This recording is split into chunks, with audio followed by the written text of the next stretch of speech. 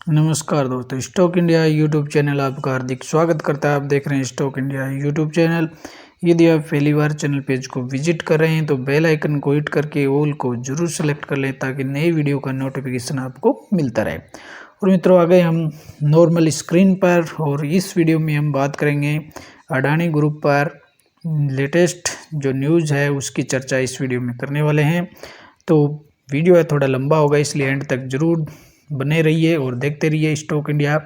और अडानी जो ग्रुप है, इस पर जब से हिंडनबर्ग रिसर्च अमेरिकी शॉर्ट सेलर की रिपोर्ट आई है उसके बाद से एक तरह से सभी के जो मन में है वो दूर आने वाली स्थिति होती हुई देखने को मिल रही है कि हिंडनबर्ग की रिपोर्ट सही है या फिर अडानी ग्रुप है वो सही है।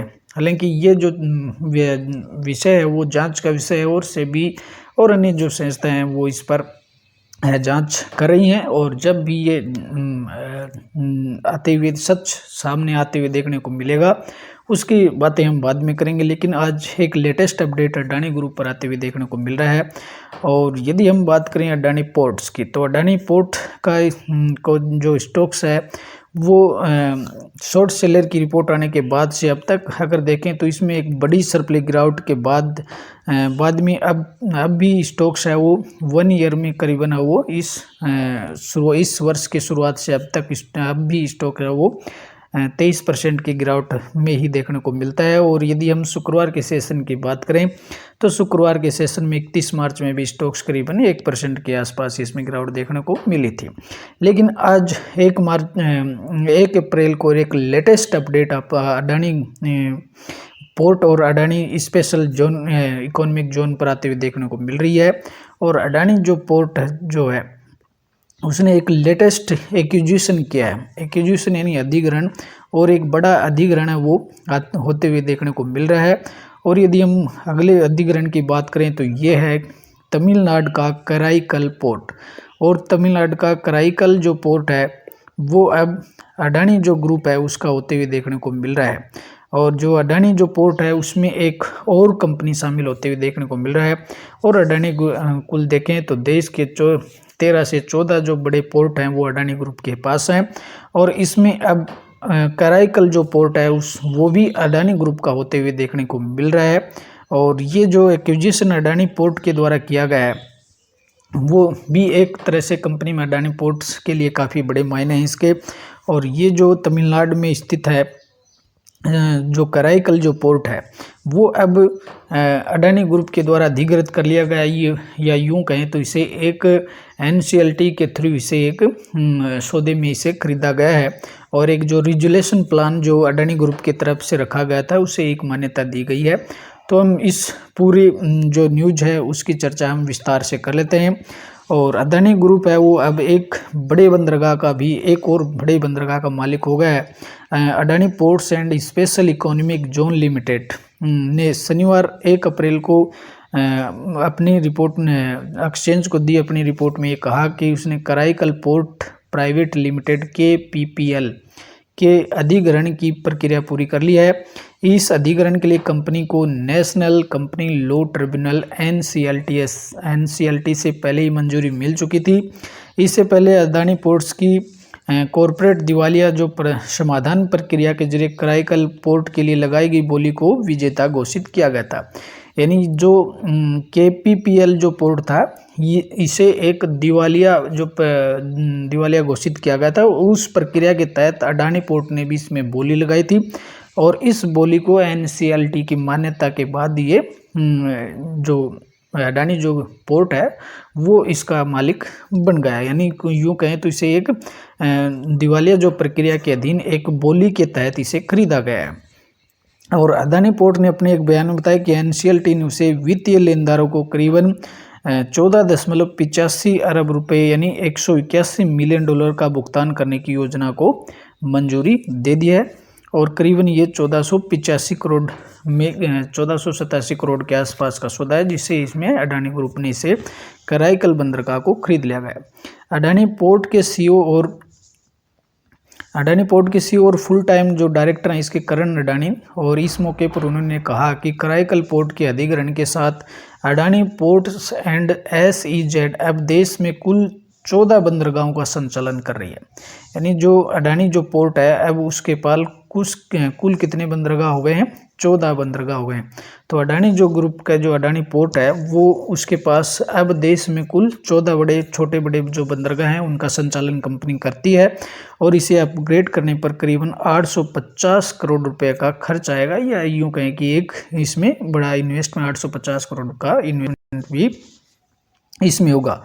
आगे उन्होंने कहा कि हम अगले 5 सालों में बंदरगाह की क्षमता को दोगुना करने की सोच रहे हैं और इसे बहुउद्देश्य बंदरगाह बनाने के लिए कंटेनर टर्मिनल से भी इसे जोड़ रहे हैं। तो ये था करण जो अडानी है, अडानी पोर्ट के सीईओ, और उनका ये प्लान है। और उन्होंने कराईकल जो पोर्ट है उसकी अधिग्रहण करने पर अधिग्रहण के बाद उन्होंने अपना ये प्लान इस कराईकल पोर्ट के लिए बताया है। और इस कराईकल जो पोर्ट है इसका अधिग्रहण करने के बाद इस पर करीबन 850 करोड़ रुपए का खर्चा भी होने वाला है। और अब अडानी ग्रुप पर अगली न्यूज की बात करते हैं, और अगली न्यूज में हम बात करेंगे सेबी की। और सूत्रों के हवाले से एक खबर ये आ रही है कि सेबी जो है वो अडानी जो ग्रुप की कंपनियां हैं उनके जो रिलेटेड जो पार्टियों से संबंधित जो ट्रांजैक्शन है उनकी जांच है वो सेबी कर रही है। और सूत्रों के हवाले से एक रिपोर्ट में ये कहा गया है, और रिपोर्ट है वो न्यूज एजेंसी राइटर्स ने सूत्रों के हवाले से शनिवार को 1 अप्रैल को प्रकाशित एक रिपोर्ट में ये जानकारी दी है। और न्यूज एजेंसी जो राइटर्स है ना, राइटर्स जो है उसने अपनी इस रिपोर्ट में ये कहा है कि मार्केट जो रेगुलेटर सेबी है वो कम से कम 3 विदेशी कंपनियों के साथ, कितनी कंपनियां? 3 जो विदेशी कंपनियां हैं उनके साथ अडानी ग्रुप के लेन देन में रिलेटेड पार्टी ट्रांजैक्शन से जुड़े नियमों के संभावित उल्लंघन की जांच कर रहा है। और इन तीनों विदेशी कंपनियों को अडानी ग्रुप के फाउंडर गौतम अडानी के जो भाई हैं विनोद अडानी से जोड़कर देखा जा रहा है। और रिपोर्ट में सूत्रों ने बताया कि इन तीनों संस्थाओं ने पिछले 13 सालों में अडानी ग्रुप की कई गैर सूचीबद्ध कंपनियों में कथित रूप से निवेश ट्रांजैक्शन इन्होंने किए हैं। कुल मिलाकर अगर राइटर्स की इस रिपोर्ट में देखें तो जो सेबी है अब ये पता लगाने में जुट गया है कि अडानी जो गौतम अडानी के जो भाई हैं विनोद अडानी, तो विनोद अडानी की जो सेल कंपनियां, एक तरह से कथित रूप से कहा गया कि अडानी जो विनोद अडानी है उनकी जो कुछ सेल कंपनियां हैं उनका जो पैसा है वो अडानी ग्रुप की कंपनियों में लगा है। तो ये जो कथित बातें कही गई है इनकी अब जांच है वो मार्केट रेगुलेटर सेबी कर रहा है। और सेबी इस बात की जांच कर रहा है कि जो 3 विदेशी जो कंपनियां हैं अगर उनका जो पैसा है वो अडानी ग्रुप की किन किन कंपनियों में आया है और रिलेटेड जो पार्टियों से संबंधित अगर कोई ट्रांजैक्शन हुआ है तो उन ट्रांजैक्शन का पता है वो सेबी अब लगा रहा है। और अडानी ग्रुप पर अगर ये सेबी की तरफ से ये जो जांच चल रही है इसके बाद अगर देखें तो अडानी ग्रुप की मुसीबतें आगे और भी बढ़ती हुई नज़र आ सकती हैं, क्योंकि जो अमेरिकी जो शॉर्ट सेलर है हिंडनबर्ग की रिपोर्ट में भी इस तरह के एलिगेशन लगाए गए थे। और अब सेबी है वो इस बात की जांच कर रहा है। तो ये आगे जांच होने के बाद जो जांच का भी जो रिजल्ट्स आएंगे वो देखने वाली बात होगी कि आगे इसमें कितना सच और कितना झूठ नज़र आता है। फिलहाल अगर हम इस रिपोर्ट की अगर बात करें तो सूत्रों ने कहा है कि गौतम अडानी के भाई विनोद अडानी या तो इन कंपनियों के बेनिफिशियरी मालिक हैं या डायरेक्टर हैं या उनका इन तीनों कंपनियों के साथ कोई रिलेशंस है। उन्होंने कहा है कि securities and exchange board of India यानी सेबी ये जांच कर रहा है कि क्या इस डिस्क्लोजर की कमी ने रिलेटेड पार्टी ट्रांजैक्शन से जुड़े नियमों का कोई उल्लंघन किया है। अगर नियमों की बात करें तो नियमों के मुताबिक प्रत्यक्ष रिश्तेदार, प्रमोटर ग्रुप, सूचीबद्ध कंपनियों की सहायक कंपनियों को रिलेटेड पार्टी या संबंधित पक्ष माना जाता है। यदि हम बात करें कि इसमें रिलेटेड पार्टी क्या होता है तो रिलेटेड पार्टी का मान लेते हैं कोई जैसे कि कोई सूचीबद्ध जो कंपनी है यानी मार्केट में लिस्टेड अगर कोई कंपनी है तो उस कंपनी का कोई प्रत्यक्ष कंपनी के जो प्रमोटर्स होते हैं तो उस प्रमोटर्स में कंपनी का जो प्रमोटर्स जो होते हैं उनसे उनका कोई डायरेक्ट रिश्तेदार हो, या प्रमोटर जो ग्रुप है और उस ग्रुप की कोई सूचीबद्ध कंपनियों की कोई सहायक कंपनी है, तो उनको रिलेटेड पार्टी ट्रांजैक्शन माना जाता है, यानी रिलेटेड पार्टी माना जाता है। और एक प्रमोटर ग्रुप को ऐसे संस्था के रूप में परिभाषित किया गया है, या यूं कहें कि प्रमोटर ग्रुप का मतलब ये होता है जिसकी सूचीबद्ध कंपनी में बड़ी हिस्सेदारी होती है और वह कंपनी की नीतियों को प्रभावित कर सकता है। और यदि प्रमोटर्स ग्रुप की किसी कंपनी या सब्सिडरी कंपनी या उससे संबंधित कोई व्यक्ति किसी प्रकार का ट्रांजैक्शन या लेन देन करता है, तो उसकी जो सूचना होती है वो मार्केट जो BSE और NSE को देना होता है। उसकी किसी भी प्रकार की जो सूचना है वो इसको बाजारों को देनी होती है, NSE BSE को। तो इस प्रकार का उल्लंघन अगर कहीं हुआ है अदानी ग्रुप के द्वारा, अगर विनोद अदानी की जो कथित सेल कंपनियां बताई जा रही हैं, तो उनके द्वारा अगर कोई पैसा अदानी ग्रुप की कंपनियों में आया है और उसकी जानकारी है वो अधिकृत जो है उनको नहीं दी गई है, तो उसकी जांच भी है उससे भी इस रिपोर्ट में कर रहा है।